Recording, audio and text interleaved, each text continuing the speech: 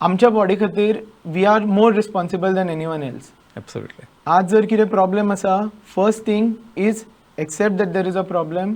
Secondly acknowledge की बाबा आपली रिस्पॉन्सिबिलिटी आसा rather than blaming environmental genetic factors. आनी त्या प्रमाणे तुमी हें करात.